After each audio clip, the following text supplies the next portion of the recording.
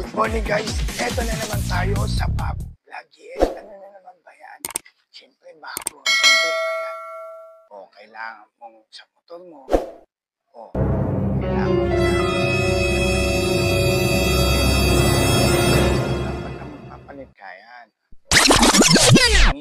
A few inches later, a few moments later. Siguro 2 months. O, para dali mo na yan sa ano, dyan sa mga one eternity later. Eventually,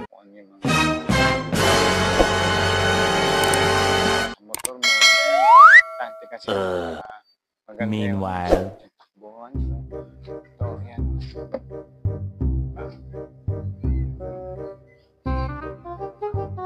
Ganda kasi ma-check yung sa ano mo eh, yung sa motor mo na yung ano, takbo, yan. Talagang ngayon, hindi kuko ka ng lags. Yan, panalit-pangit.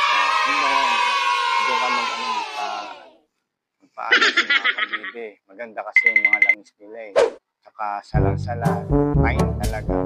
Kasi malinis, fine.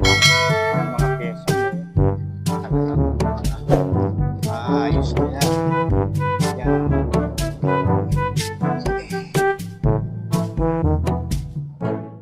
Lalo na yung mga dyan sa mga sa kadena, kayo sa lulog ka pa.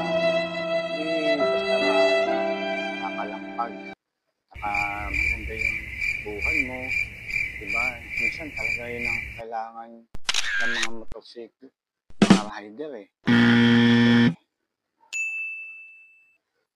Yan talaga ang importante. Yan pagpapamakakbo. Every 2 months, napakaganda yan pagka magpapalit ka na. Ang pag-change oil, yan. Yan ang ko sabihin. Yan. later. Yan ang lilinis mo. Lalagyan mo ng mga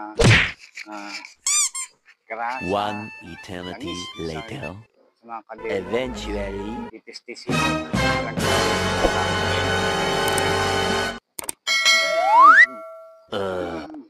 Meanwhile, todo birit.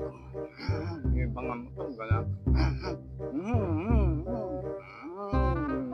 Ang laki, pero kung ingay lang, gayon ang mga anuin mo.